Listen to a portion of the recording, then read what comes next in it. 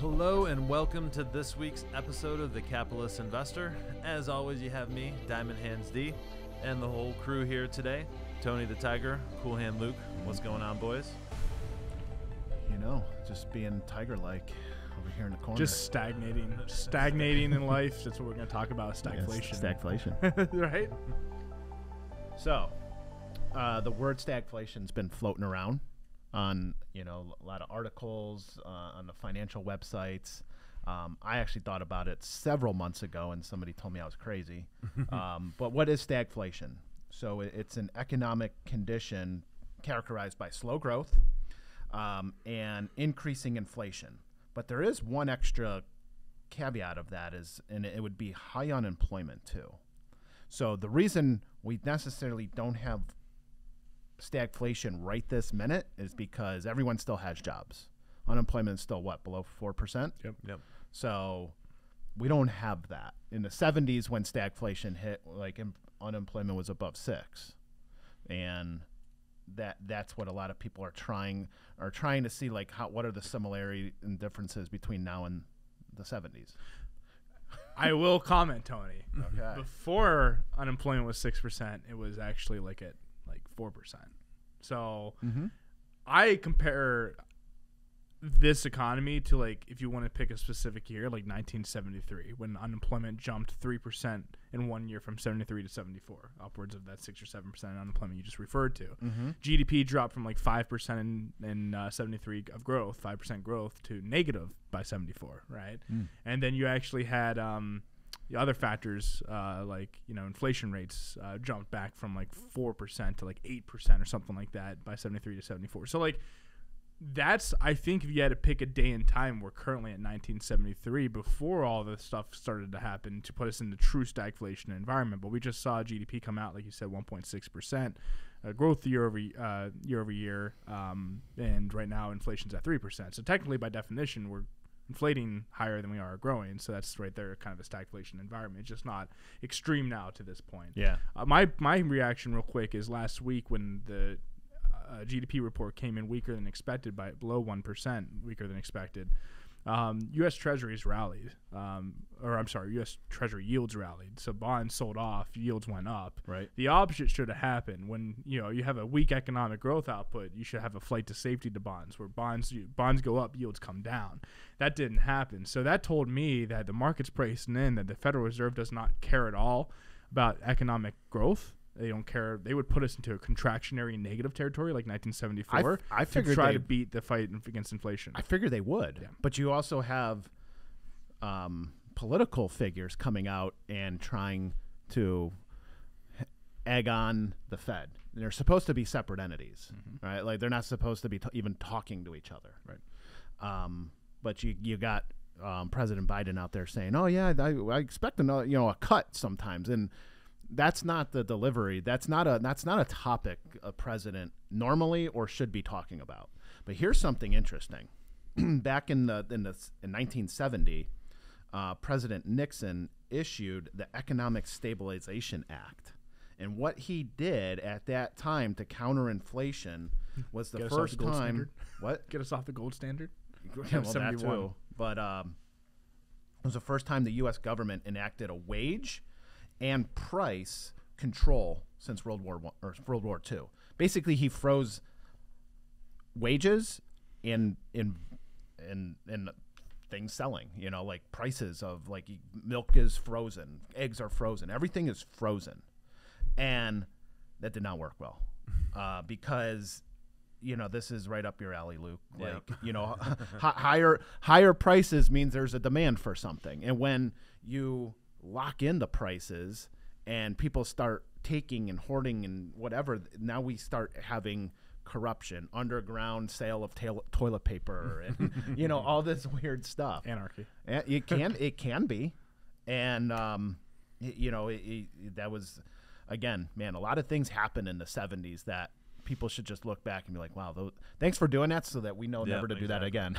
The problem is we said the president, though. You said that, with all the price control in 1970, then in 71 we got off the gold standard. And the reason that we saw 1970s inflation was for a couple reasons. One, we got off the gold standard. U.S. government could borrow unlimited amounts of money, essentially inflating the economy, which causes inflation. You also had oil spike because of that, because of geopolitical tensions in the 70s. So all of those factors kind of contributed to all of that. But if you kind of look at what's happening today, what's happening in the Middle East, what's happening with oil? Oh, it's rising. Oh, what's happening with governments? $100 trillion a day every 100 days.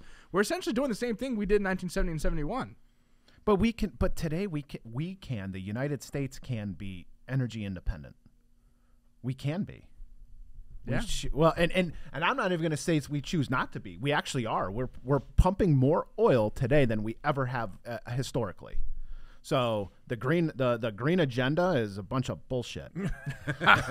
It just is. That's not going on YouTube. No, it's just talked about but not implemented, right? I mean, prove me wrong. You know, I mean, they're gonna go and put a ban on the toaster oven you're making pizzas in. Get the hell out of here, man. Anyway, Again, it's I'm off my soapbox. The economy being too good, and I shouldn't say not economy being good. It's us having jobs, spending. You know, eventually when times get tough and you can't actually afford groceries and your credit card doesn't swipe anymore and things actually do hit the fan, then you stop caring about that stuff. Mm-hmm. Democrats, liberals, left-wing agendas stop caring about the stuff when they're actually life isn't too good for them. Most of the people that preach these ideas are the ones that are born into privilege their entire life and that actually have not suffered a day in their life, not understand what it means to bootstrap something from the ground up. That's the problem with the left-wing agenda. They actually don't understand how the world works when times are pretty tough. Not to get too deep with that. All right. So, I don't know. Stagflation, I mean, it's been talked about. There are similarities, but it's not as, I don't believe, extreme as it was in the 70s. But, you know, things move pretty fast today. A lot of things can happen overnight. That's why we shouldn't have a stock market that's open 24/7. That's one of our past podcasts we talked about.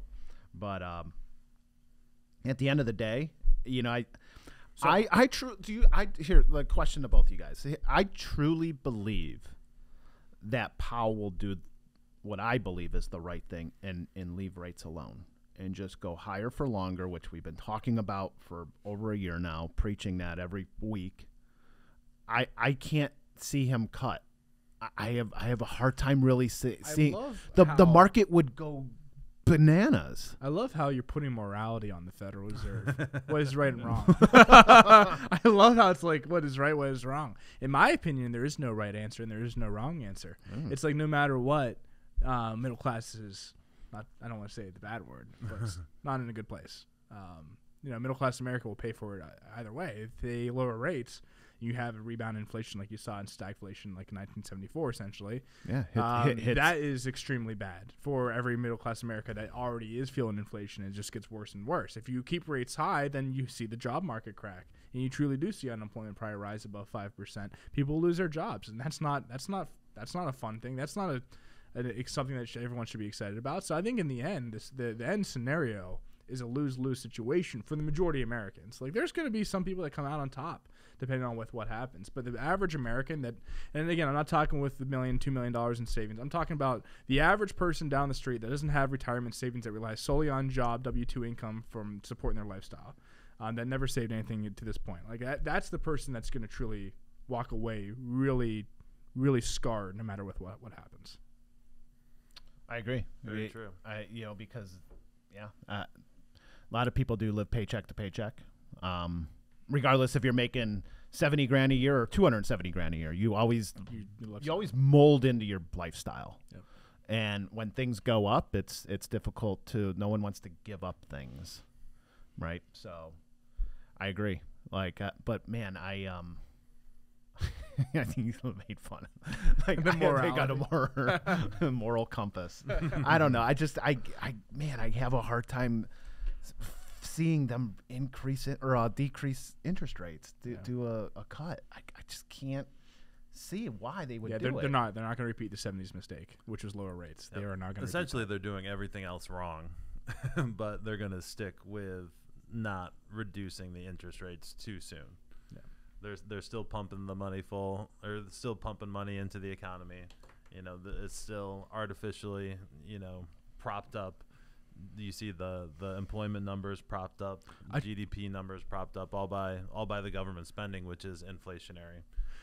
The Fed will lower rates if you see bond yield treasuries rally like to 6%, in my opinion, because the economy, I think, is not to get too deep. Repeat that. Not to get too deep with this. This is a whole nother episode we should probably do on. But like right now, the 10-year treasury is like at 5%. It's like the highest it's been this cycle.